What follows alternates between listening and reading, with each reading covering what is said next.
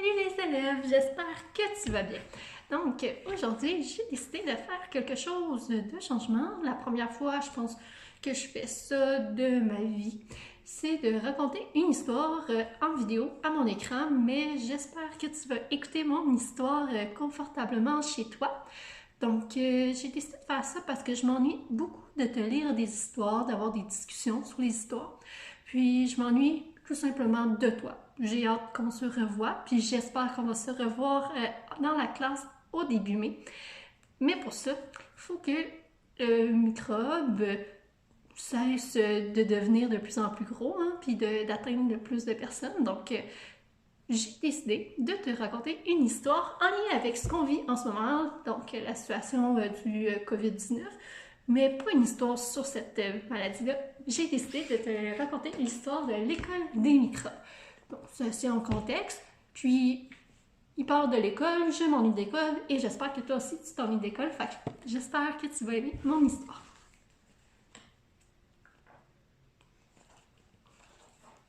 La fin de la récréation sonnait à l'Académie des méchants microbes.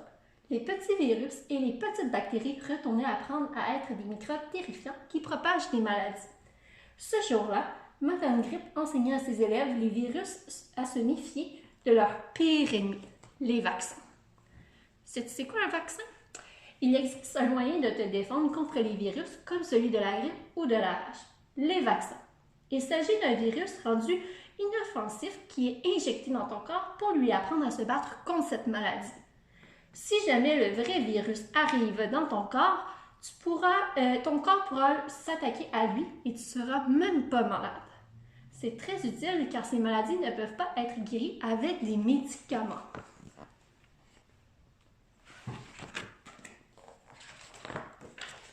Dans la classe de Madame Otite, les leçons portaient sur les globules blancs. Plus l'enseignante parlait de cette terrible menace qui pèse sur les bactéries, plus ses élèves tremblaient de peur. À son pupitre, Flo se cachait les yeux en espérant ne jamais croiser la route d'un horrible globule blanc. C'est quoi un globule blanc? Les globules blancs sont les soldats de ton système immunitaire. Ce sont eux qui attaquent les bactéries qui entrent dans ton corps. Il existe plusieurs types de globules blancs qui agissent différemment. Par exemple, il y en a qui mangent les bactéries. Il n'y a donc plus de menaces et tu restes en pleine forme.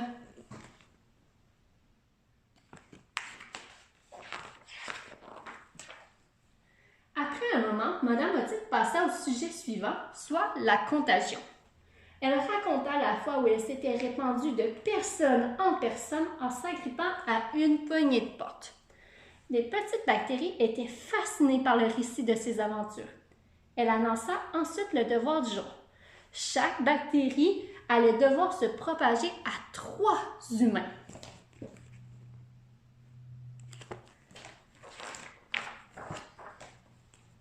Après la fin des classes, Flo et ses copains se rendirent au parc pour jouer juste un peu avant de faire leur devoir. « Savez-vous comment vous allez vous propager, vous? » demanda Flo en se balançant. « On pourrait regrouper nos forces et semer la contagion dans une seule famille, » proposa son ami Sid. Tous acclamèrent l'idée. Acclamèrent, ça veut dire qu'ils acceptaient, qu'ils trouvaient que c'était une très bonne idée.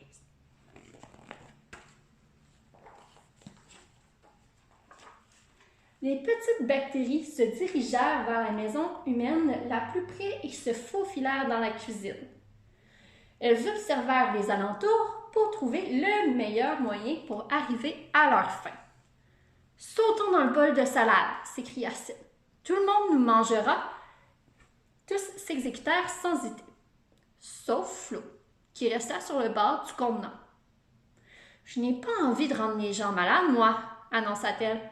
« Je retourne chez moi. » Et elle repartit tout seule. C'est étrange qu'une bactérie ne veuille pas rendre les gens malades, tu trouves pas? Le lendemain matin, sur le chemin de l'école, Flo était bien inquiète. Elle avait peur de se faire gronder par son enseignante car elle n'avait pas fait son devoir.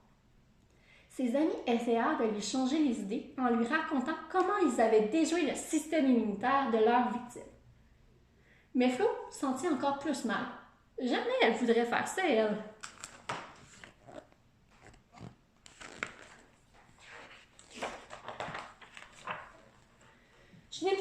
devoir et je refuse de rendre les gens souffrants. Tant pis si j'ai une retenue, annonce sa faute dès son entrée dans la classe.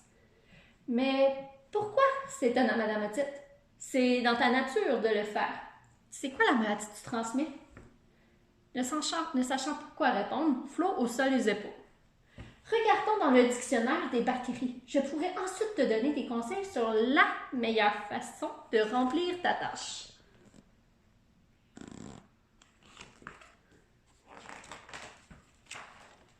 Cependant, ils ne trouvèrent aucune bactérie qui ressemblait à Flo dans le chapitre des bactéries nocives. Madame Otite réfléchit un instant. Il semblerait bien que tu ne sois pas une bactérie porteuse d'une maladie, expliqua-t-elle. Ton rôle est différent. Par contre, je ne suis pas capable de t'expliquer pourquoi. Va à l'école à l'autre côté de la rue, tu vas sûrement trouver de l'aide dont tu as besoin.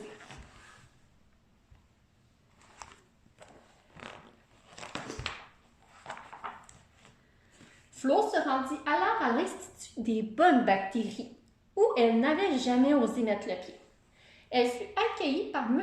Probiotique, le directeur, à qui elle raconta son aventure. « Pauvre petite, se désola-t-il, je comprends ton désarroi. Entre dans le décodeur et nous allons connaître ta mission. Savais-tu que toutes les bactéries ne transmettent pas des maladies? Plusieurs d'entre elles sont très utiles. Les bactéries alimentaires permettent la fabrication du yogourt, du fromage, du pain, du vinaigre, de la choucroute et de plein d'autres aliments. Les probiotiques, quant à eux, aident ton corps à digérer la nourriture et à se défendre contre les microbes nocifs.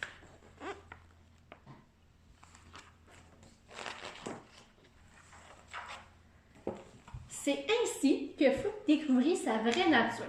Elle était une bactérie lactique et elle permettait la fabrication du fromage.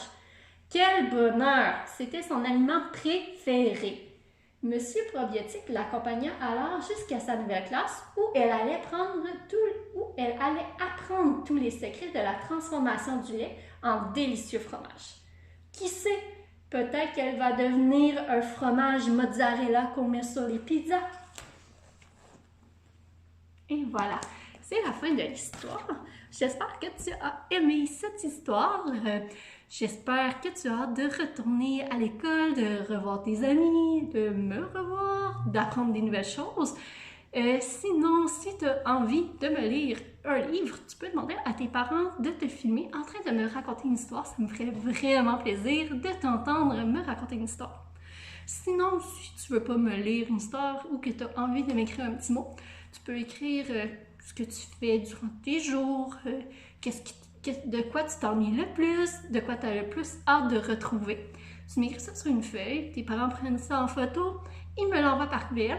Moi, je lis évidemment, puis ensuite je te réponds. Sinon, si tu as d'autres idées, tu peux faire ce qui te tente, là, surtout si tu veux. Puis sinon, si tu as envie d'entendre une autre histoire la semaine prochaine, tu pourrais dire à tes parents de me donner une suggestion de lecture ou seulement dire que tu as aimé ça. Puis sinon, on pourrait lire la semaine prochaine le livre Ada, la grincheuse en tutu. Donc, j'espère que tu vas passer du beau temps dehors, tu vas profiter du soleil et surtout, que tu vas faire de la lecture avant de te coucher parce que c'est très important si tu veux continuer à devenir un pro de la lecture. Donc, je te souhaite une très belle journée, une très belle semaine, puis on se revoit bientôt, j'espère. Bye!